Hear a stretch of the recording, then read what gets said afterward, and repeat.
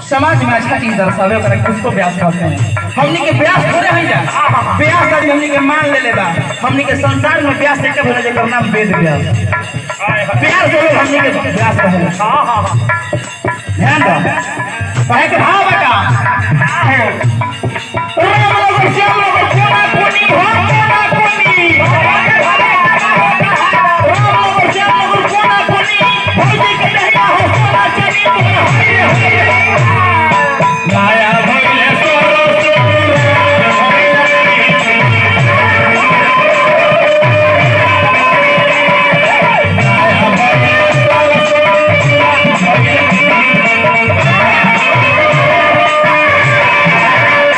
यही बतिया के जाने की नहीं देखी सुरेश तिवारी दोनों ये गइले बरियारी। हां अब कोई समन घर हो कैसे न चले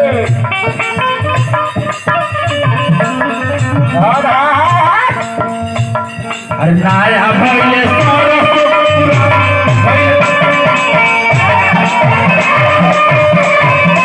नाया भइले सोरो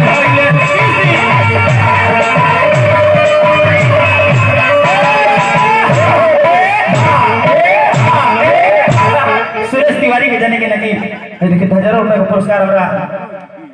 अच्छा बाजार के मलिकार बनी साइज कैसन बा नगेंद्र भैया उनका नहीं पता नगेंद्र भैया की तरफ से आई। चलो शुक्र प्रणाम कर बस बात के प्रतीक्षा ए सरकार बूढ़ा ब्यास। हां वो कैसे न चले कैसे न चले हिला के कैसे ध्यान दो कहे के भाव बका। हां जब आइल बा त कलाकारी करो हमार भजन आइल बा त कुछ सीख लो। हां छोटे बच्चा से भी सिखल जाला। हम ना कभी तरह के सिखाओ तनी ई जानता कोई के तरह के सिखाओ। अरे जा के नाम लेवल के लेला हो सो नया भइले सोरो